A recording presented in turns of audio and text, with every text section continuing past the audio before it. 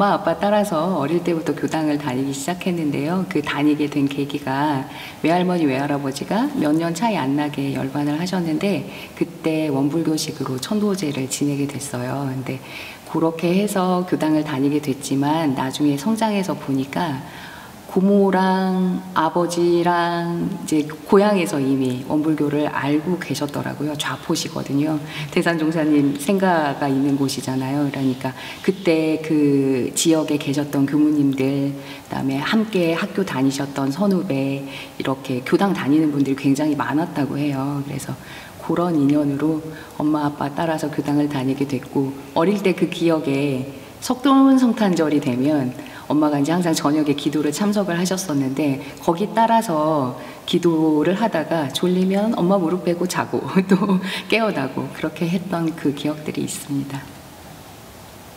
저는 이제 제가 교도로 지냈던 때가 학생회 때까지니까 바로 간사 근무하고 원불교로 출가를 해서 교무가 된 케이스여서 어릴 때 교당 다녔을 때는 그냥 모든 활동들이 다 재미있었어요. 교당에 가면 친구들도 만나고 또 교무님 만나서 이야기 나누고 이런 모든 활동들이 좋았는데 제일 기억에 남았던 것은 고등학교 진학을 위해서 이제 진안에 있다가 아버지 직장 따라서 진안에 있다가 전주로 이제 시험을 쳐서 나왔었을 때 우연찮게 인연이 된 교무님이 그 진안에서 외할머니 외할아버지 천도제를 지내주셨던 그 교무님이 금암교당에 계셨어요. 근데 그 당시에 그 금암교당은 완전 초창기여가지고 사무실 한 칸 정도 되는 그 조그만한 곳에 법당 하나만 있었어요. 교무님 숙소도 그 뭐라고 할까 굉장히 불편하게 침대 하나 겨우 짜 넣어서 이렇게 앵글 짜 넣은 곳에서 이렇게 주무시곤 하셨거든요. 근데 그곳에 그 학생회원들이 제법 있었어요. 그 조그마한 공간에. 근데 시험 기간이 되면 늘 모여가지고 뭐 그냥 요일 상관없어요. 늘상 뭐 토요일에 학생법회다 그러면 토요일만 가는 게 아니라 주중에도 항상 모여가지고 같이 공부하고 라면 끓여 먹고 막 이러면서 활동을 했었던 기억이 있고, 또 교구에서 이제 학생회 활동을 할 때에는 우리 교당 숫자가 뭐 제법 있었다고는 해도 뭐 10명 내외 남짓 이 정도 됐었을 텐데 성극을 꼭 준비를 해서 나갔던 그 기억이 있어요. 그 과정에서 생각났던 게 고등학교 때는 대체로 야간 자율학습을 많이 했었던 때인데 야간 자율학습을 안 하고 선생님께 당당하게 저 그 교구 행사 준비해야 되니까 갑니다 이렇게 하고 나왔던 그 기억도 있고, 그렇게 재미나게 학생회 활동했던 게 제일 기억에 오래 남아요. 출가하게 된 동기는 아까 이제 천도제를 통해서 제가 입교를 하게 되었다고 했잖아요. 그렇게 알게 되었는데 저는 항상 뭐라고 얘기를 하냐면 말빛 지지 않으려고 출가했다 이 말을 항상 먼저 해요. 왜 그러냐면 어릴 때 교무님들이 그 당시에는 순교를 참 많이 다니셨어요. 교무님들께서. 그래서 집에 이제 왔다가 다녀가시면 꼭 이렇게 손을 잡고 같이 그 지역을 이렇게 같이 거닐거나 아니면 교당에 가서도 잠깐 이야기를 하거나 그런 시간들이 되게 많았었는데, 그럴 때마다 제 속명이 성진이거든요. 근데 성진이 나중에 커서 뭐가 될래? 이렇게 교무님들이 물어보시면 저 교무님 할래요 이랬다는 거예요. 저는 기억이 안 나요. 그런데 너무 어릴 때라. 그런데 그 이야기를 했다고 하니까 아 나는 그러면 교무님 하려고 그랬었나 보다. 그래서 늘상 출가 동기가 뭐예요? 이렇게 물으면 그 대답을 먼저 해요. 전 말빛 지지 않으려고 왔어요. 빚 갚으려고 왔어요. 이 이야기를 많이 해요. 그런데 성장을 하다 보면 사람이 꿈이 여러 번 바뀌게 되잖아요. 중학교 때 꿈 다르고 고등학교 때 꿈 다르고. 저도 마찬가지로 선생님도 좀 해보고 싶다. 그리고 역사에 좀 관심이 있어서 역사학자도 좀 돼보고 싶다. 이런 생각들을 많이 했었는데 고등학교 때 좀 친하게 지냈던 친구 중에 천주교 신앙을 굉장히 절실하게 하는 친구가 있었어요. 근데 이 친구랑 이야기를 자주 나눴었거든요. 종교는 다른데 신앙을 가지고 있다라는 그 이유 하나만으로 굉장히 깊이 있는 이야기를 많이 나누게 되었어요. 그래서 인생에 대해서 그때 좀 깊이 있게 고민을 좀 했달까 그런 생각이 들었었는데, 그런 이야기들을 나누다 보니까 아 나는 사람들의 그 깊은 이야기 듣는 걸 좋아하나 보다. 그리고 무언가 이렇게 풀어지지 않은 것들이 담겨져 있으면 마음의 이야기를 듣고 좀 풀어주는 데에 그 좀 뭐라고 해야 될까? 흥미도 좀 가지고 있고 아니면 그 사람의 그 속을 좀 풀어주고 싶다라는 그 원이 좀 강해졌던 것 같아요. 그 계기로 이제 교무님이 되어야 되겠다 그 생각을 했는데 그때 교단에서 어떤 훈련이 있었냐면 신성회 훈련이 있죠. 제가 1회 출신이거든요. 그 계기로 그때 이제 약한 그 서원이 이렇게 조금씩 혼자서 이렇게 세워져 왔다면 함께 뜻을 하고 있는 그 도반들과 만났을 때 그게 확고해졌던 것 같아요. 그래서 아, 나는 이 좋은 친구들과 함께 세상을 밝히는 역할 그리고 아픈 사람들의 마음을 좀 이렇게 안아주는 역할 이런 거 좀 하고 싶다 그런 생각들을 했었죠. 저는 그 공부 표준이라고 하면 지금까지 교역 생활 굉장히 오래됐거든요. 사실 2년만 더 하면 이제 20년이 돼요.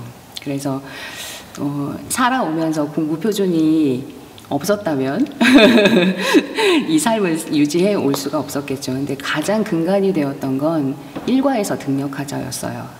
그래서 아침 좌선부터 시작해서 저녁에 저녁 심고까지 모시고 또 다음 날을 맞이하기 위해서 일찍 잠에 들고 하는 것을 계속 규칙적으로 좀 많이 해보려고 노력을 했었고 학부 시절에 그때 이제 좌산종사님께서 종법사님 하셨을 때인데 일과에서 등력하자라는 말씀으로 굉장히 그 종교인들로 하여금 또 때로는 예비교육자들로 하여금 기본을 지키는 것이 가장 큰 반석이 된다라는 것을 알려주셨을 때 그 굉장히 울림이 있었어요. 그래서 내가 다른 어떤 것보다도 이거 하나만 지키면 정말로 세상을 위해서 일하는 일꾼 될 수 있겠다.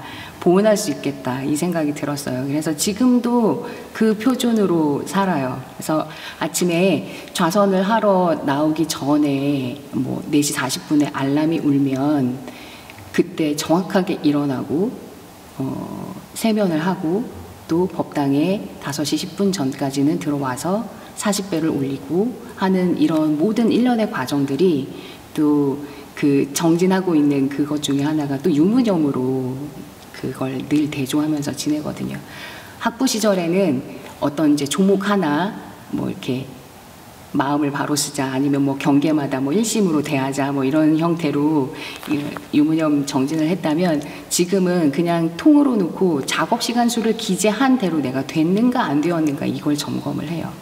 그래서 일과에서 등력하는 것을 유무념으로 늘 대조하고 공부하고 또 점검하고 그렇게 해서 또 다시 가치 있는 시간을 좀 창출하려고 많이 노력하고 그 시간마다 일경마다 마음을 모으는 작업들을 계속 하고 있어요. 심고 모시고 또 그대로 임해보고 마치고 나선 또 감사 기도 올리고 예를 들자면 식사 시간에도 그렇게 하는 거예요. 그냥 대체로 합장하고 감사히 잘 먹겠습니다. 이 정도만 하고 말 텐데 예전에 출가단회에서 한번 어떤 교무님이 그 이야기를 하시더라고요.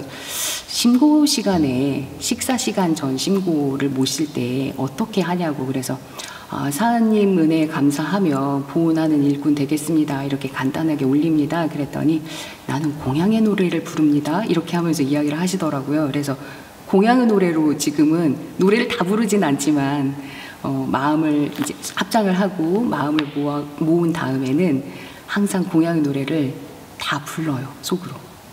그렇게 하고 마음을 모으고 음식을 씹을 때에도 그 맛의 본연을 느낀다라는 게 이런 거구나.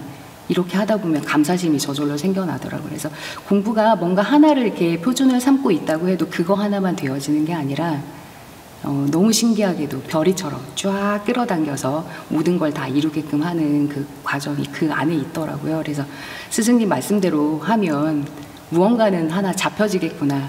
그래서 제가 늘 생각하고 또 표준 잡고 살아가는 건 일과에서 등력하자. 그리고 그것을 유문형 공부로 늘 대조하고 점검해보자. 이렇게 지내고 있어요. 단연코 일원상의 진리라고 생각해요.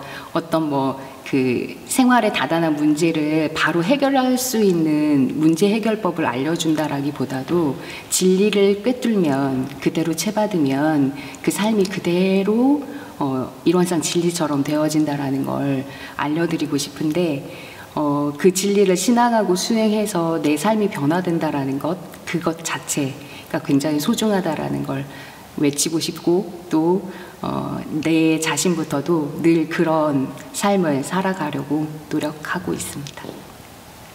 당연히 교법의 실천이겠죠. 그 출가자들이 담고 있는 어떤 어려움들이나 아니면 고민들, 그리고 현실 생활에서 다단하게 일어나는 많은 어려움들 속에서 그 초심을 잃지 않고 가는 것이 가장 중요할 것 같아요. 무엇보다도 대종사님의 그 개교의 동기에서 밝혀주신 그 파랑구의 일체생명을 광대무량한 낙원으로 인도하려는 그 동기가 우리 모두에게 내재화되어져 있는데 그 부분을 살려내질 못하는 것 같아서 그게 제일 안타까웠거든요. 다시 이제 이야기를 돌리자면 전무 출신 정신을 그대로 채받아서 각자가 대종사님의 화신으로서의 그 역할을 해주어야 우리 교법이 더 빛나고 교단을 찾아오는 반가운 인연들이 더 많아질 거라고 생각이 들어져요. 그 인연들을 대할 때마다 꼭 국한 짓지 말고 내 교당 사람 아니면 우리 교단 사람 이렇게 국한 짓지 말고 만나는 인연들마다 이 교법을 제대로 전달하려는 그 마음, 교화 마인드겠죠. 이 부분이 살아난다면 훨씬 좋을 것 같아요. 근데 그것을 실천할 수 있게끔 해준 게 교법 중에 사요거든요. 사회 대불공의 교법으로 밝혀주셨기 때문에 각자에게 그러한 사명이 있음을 알고 대종사님 당대 때부터 내려왔던 그 초기 정신을 그대로 이어받아서 실천하는 역할이 나에게부터 부여가 되어 있다라는 그 마음을 잊지 않고 살아간다면 교단이 그리고 원불교가 세계 속에 우뚝 설 수 있지 않을까 그 생각합니다. 저는 뭐 교무가 되기 위해서 살아왔으니까 사실 내 삶의 목표다 하면 전무 출신의 삶을 잘 마치는 것 그것이겠죠. 어떠한 경계가 와도 끊임없이 그 마음을 챙기고 또 경계마다 마음을 모으고 또 그걸로 공부하고 그걸로 교법화하고 이런 게 이제 목표인데 세부적으로 조금 이야기를 하자면 지금 교육학을 하고 있어요. 그래서 논문만 쓰면 되는 상황인데 아직 이렇게 현장에서 계속 일을 하느라고 다 마치지 못한 상황이어서 되도록이면 이 공부도 내가 개인의 욕심을 채우기 위해서 한다라기보다도 교단은 어느 곳에서 쓰여질 수 있을까라는 그 마음 하나로 매진을 하려고 해요. 그래서 단기적으로는 박사 논문을 마무리 짓는 것이고 장기적으로 보았을 때는 전무 출신의 삶을 잘 마무리 지어서 후진들에게 아니면 사람들에게 부끄럽지 않은 교역자 그런 모습으로 남고 싶습니다.